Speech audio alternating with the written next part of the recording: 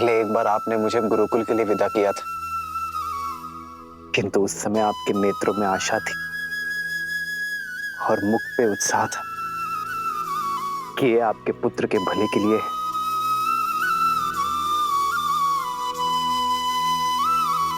आज भी ऐसी स्थिति है मां, किंतु इस बार पुत्र का हित पहले से बड़ा है मां।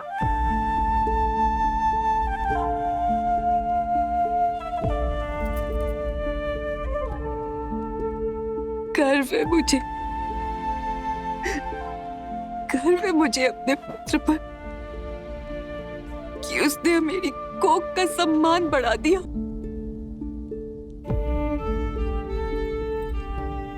तुम्हें अनुमति ना देकर मैं अपने पुत्र का त्याग झूठा नहीं करना चाहती पुत्र।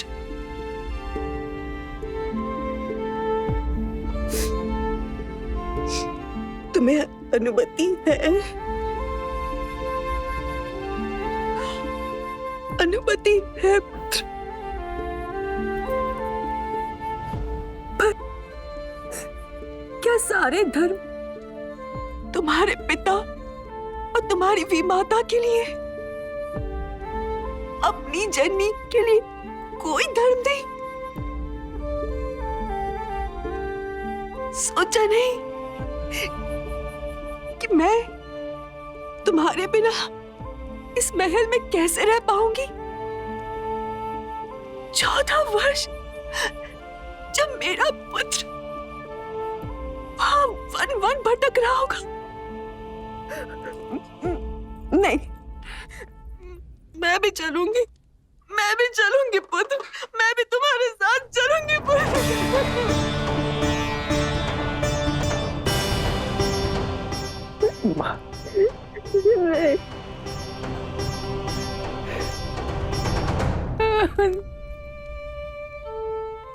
कितना सौभाग्यशाली हूं मैं कि मुझे आप जैसी मां मिली, जिस मां ने मुझे धर्म के मार्ग पर चलना सिखाया। आज उसी के साथ अधर्म कर दूं मां। धर्म की यात्रा का प्रारंभ मैं अधर्म के साथ नहीं कर सकता मां। संतान से पहले पति धर्म आता है मां। पिताश्री को आपकी यहां आवश्यकता है, इसीलिए आपका सम्मित स्थान अयोध्या है मां, अपने पति के पास।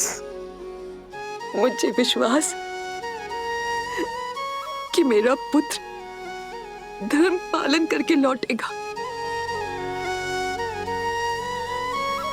पर आशा नहीं कि जब तुम लौटोगे तो तुम्हारे स्वागत के लिए मैं जीवित रह पाऊंगी। नहीं माता, मुझे विश्वास है विवाह के पश्चात जैसे आपने हमारा स्वागत किया था, वैसे ही वन से लौटने के पश्चात आप हमारा स्वागत करेंगी।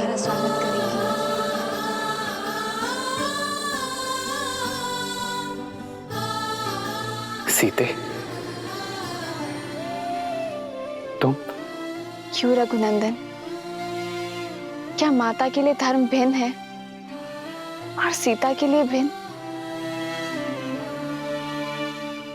अभी अभी आप ही ने कहा था ना कि पत्नी का धर्म स्थान उसके पति के पास होता है। जहां मेरे पति रहेंगे वहीं मैं रहूंगी। फिर वो रानीवास हो या वनवास।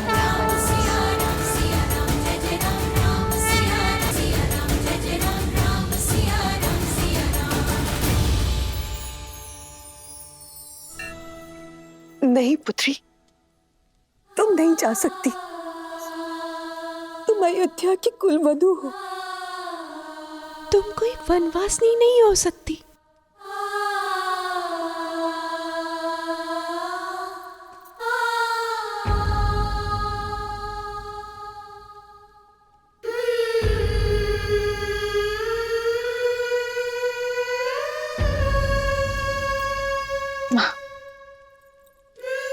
मेरे लिए कुलवधू होने का प्रारंभ श्री राम से विवाह होने के पश्चात हुआ था ना। पत्नी धर्म निभाए बिना कुल धर्म कैसे निभा पाऊंगी माँ? माँ, आपने मुझे पुत्री माना है ना, तो इस पुत्री को दुर्बल ना करें। धर्म निभाने का आशीर्वाद देकर विदा दे माँ।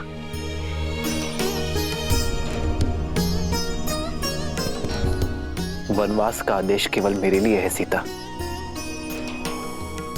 अपना प्रारब्ध मैं तुम्हें नहीं दे सकता।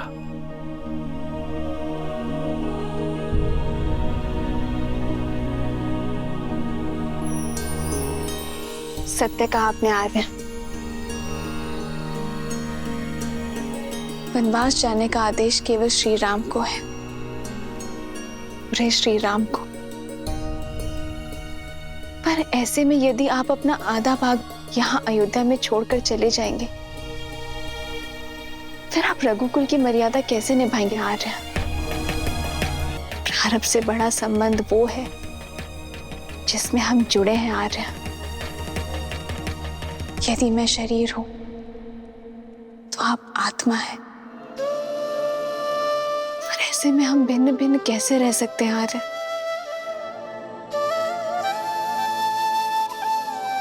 एक स्त्री एक घर की शोभा होती है सीता, जो आदर स्नेह की पात्र है। उन्हें वनवास का भागीदार नहीं बनाया जाता सीता। अयोध्या का वैभव छोड़ वन के अभावों में तुम कैसे रहोगी सीता? मेरा वैभव तो आप है आर्य, और संबंध ऐश्वर्य या अभावों से नहीं, प्रेम और भावों से तोला जाता है। रानी वास हो या वनवास, जहां श्री राम होंगे वहीं सीता करेगी निवास।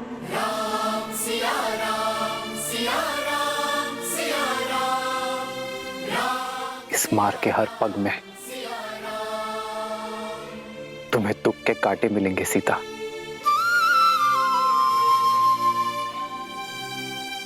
स्वीकार है,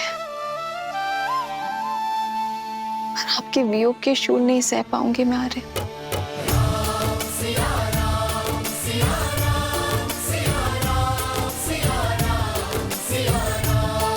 किंतु मिथिला नरेश को मैंने वचन दिया था सीता कि उनकी पुत्री को सदा सुरक्षित रखूंगा। माता सुनैना को भी आश्वस्त किया था मैंने कि उनकी पुत्री को कभी दुख नहीं दूंगा। अगर तुम्हें वनवास ले गया तो उनका सामना कैसे कर पाऊंगा मैं सीता? वही तो दशरथ नंदन, वन जाकर आप अयोध्या में मेरी रक्षा कैसे कर पाएंगे? और संतों के संग से मुझे वंचित करके दुख दे पाएंगे आप?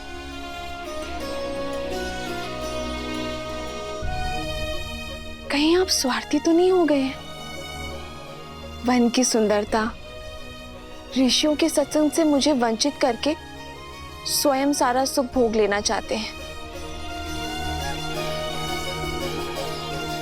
आप अपना वचन पूरा करें, ये गर्व है मेरे लिए। लेकिन आर्य, मैंने भी वचन दिए हैं, माता पिता को वचन दिए हैं कि मैं सदा मिथिला के संस्कारों को निभाऊंगी। अग्नि को साक्षी मानकर वचन दिया है कि मैं सदा आपकी परछाई बनकर रहूंगी। मैं जनक नंदिनी सीता वचन देती हूँ कि मैं आपका हाथ कभी नहीं छोड़ूंगी। धर्म के पथ पर आपका हाथ थामे आगे बढ़ूंगी। यदि कभी आपके धर्म पर या आप पर कोई संकट आया, आपकी रक्षा के लिए मैं अपने प्राण देने से पीछे नहीं हटूंगी। हम सुख में दुख में सदा एक दूसरे के साथ रहेंगे। आप अयोध्या की गरिमा और रघुकुल की मर्यादा के लिए वनवास जा रहे हैं ना, और मैं भी तो रघुवंश का एक भाग हूं ना। सोचिए आर्य, जब इतिहास कहेगा कि रघुकुल की कुल वधू ने महल के सुख के लिए अपने पति का साथ छोड़ दिया,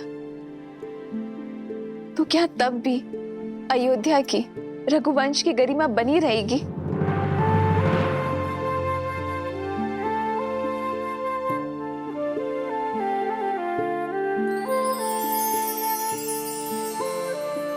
निरुत्तर कर दिया तुमने मुझे सीता, कि तू जहां हम जा रहे हैं वो कोई वन नहीं है, वो वन है। यदि हम दोनों साथ होंगे तो मेरे लिए वन भी उपवन हो जाएगा, कि इस संबंध में हम दोनों बराबर होंगे, पद में, सम्मान में, अधिकार में। फिर दायित्व निभाने में आप मुझे कम कैसे आंक सकते हैं? एक है पौरुष, एक समर्पण, एक है रूप तो दूजा दर्पण। एक है पौरुष, एक समर्पण, एक है रूप तो दूजा दर्पण। जन्म जन्म का है ये संगम, राम रतन एक माता अपने पुत्र का विवाह इस आशा से करती है कि जब वो नहीं संभालने के लिए होगी तब उसकी पत्नी उसका साथ देगी।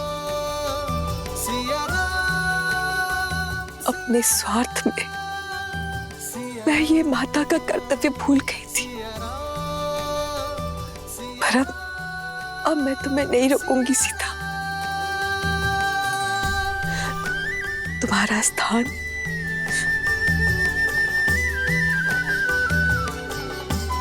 मेरे राम के साथ ही है।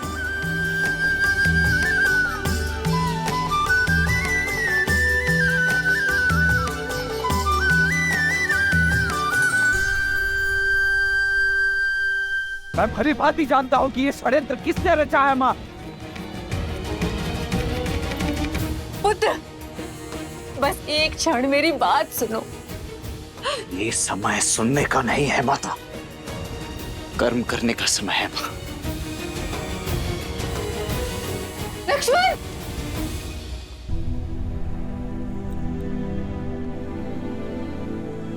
माँ, इस समय मुझे आपकी सेवा करनी चाहिए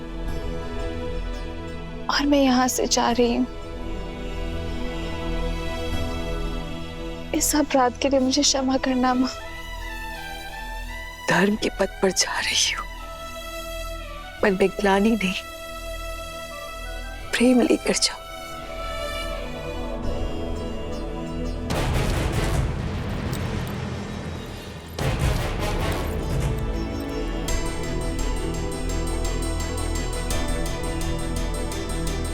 सदा सौभाग्यवती भव। अद्भुत भैया, अद्भुत। वचन किसी ने दिया, वरदान किसी और ने मांगा, और वनवास जाने के लिए आप सच खड़े।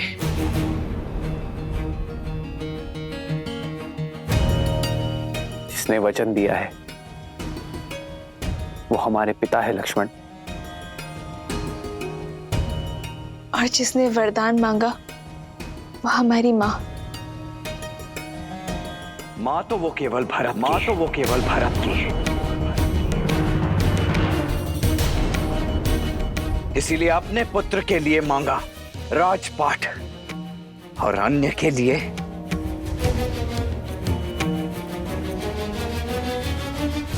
भाभी। आपको तो भैया को समझाना चाहिए था, उन्हें रोकना चाहिए था, और आप हैं कि इस अन्याय में उनके साथ। कौशल्या मां, आपको क्या हो गया है? आप आशीर्वाद देकर इन्हें विदा कर रही हैं। ये अयोध्या में हो क्या रहा है? परंतु ये लक्ष्मण मौन नहीं रहेगा। मैं भी देखता हूं मेरे रहते अयोध्या में ये अनर्थ होता कैसे, फिर चाहे उसके लिए मुझे अपने ये हाथ भरत की माता के रक्त से ही क्यों सनने ना पड़ जाएं।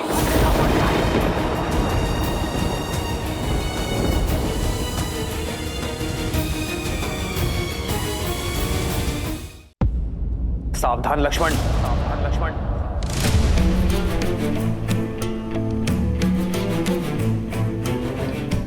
भरत से पहले वो मेरी माता है। क्रोध में अपने मर्यादा की सीमा मत लांघो तुम। क्षमा करे भैया, परंतु किस सीमा की बात कर रहे हैं आप? वो सीमा जो आपकी कैकई माता पहले ही लांघ चुकी है।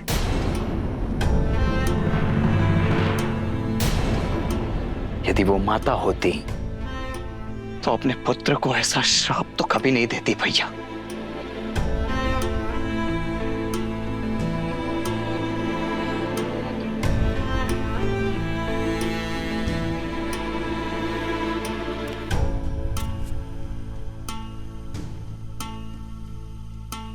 पिताश्री की भी यही आज्ञा है मेरे भाई। पिताश्री नहीं भैया, पिताश्री नहीं भैया, महाराज कहिए, महाराज कहिए।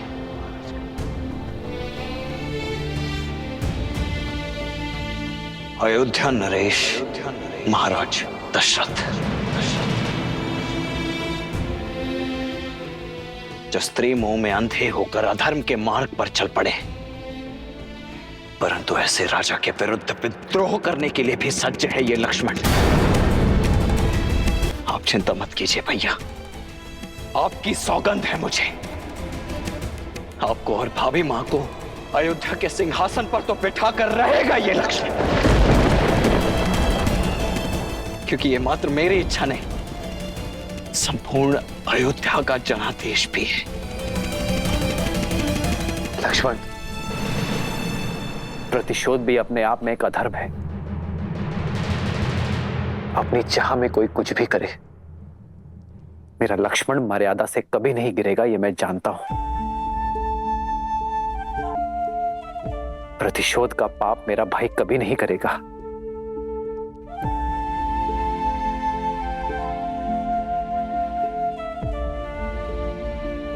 तो मैं क्या करूं भैया? अपने भैया पर हो रहे अत्याचार को चुपचाप मौन होकर सहता रहूं? किसने कहा मेरे साथ अत्याचार हो रहा है लक्ष्मण? अत्याचार तो पिताश्री के साथ हो रहा है।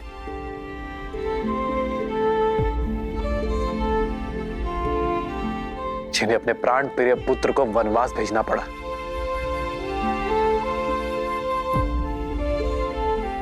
सोचो मेरे भाई, क्या बीत रही होगी पिताश्री पर।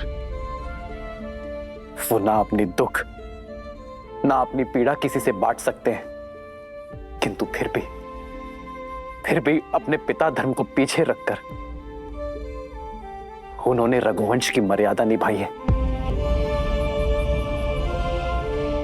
तुम क्या चाहते हो लक्ष्मण?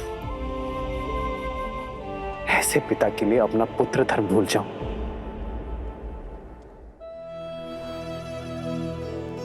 और माता कैकेयी का भी कोई दोष नहीं है लक्ष्मण। ये तो नियति का खेल है जो हर किसी को अपना निमित्त बना लेती है।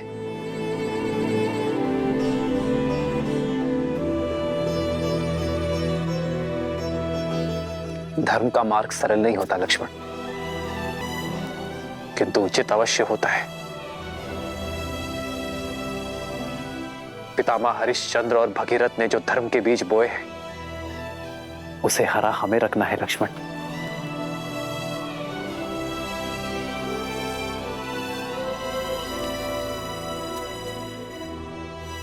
जिन मार्ग पर उनके पग पड़े हैं,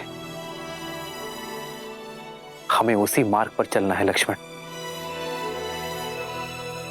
क्योंकि धर्म के मार्ग से विमुख होना रघुवंश की मर्यादा नहीं है।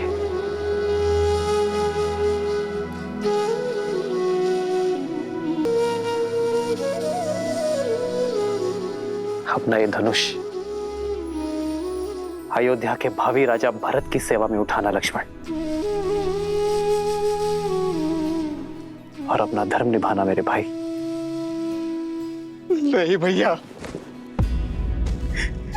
ये शस्त्र, ये धनुष अपने भैया की सुरक्षा में ही उठेगा।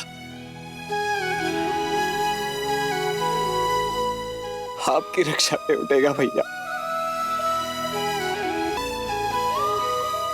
मुझे स्वयं से विलक मत कीजिए भैया, मुझे भी अपने साथ ले चलिए, ले चलिए मुझे भी।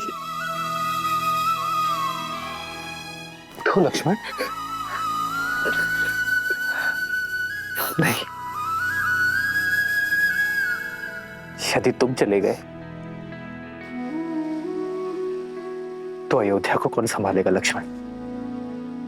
भरत शत्रुघ्न भी यहां नहीं है। पिताश्री को तुम्हारी आवश्यकता है लक्ष्मण।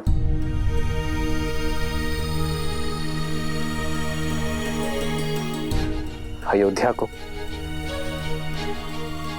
मेरे वीर लक्ष्मण की आवश्यकता है। और मुझे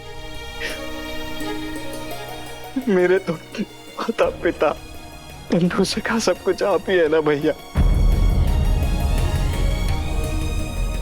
मैं आपके बिना कैसे रह पाऊंगा? मैं नहीं रह पाऊंगा भैया।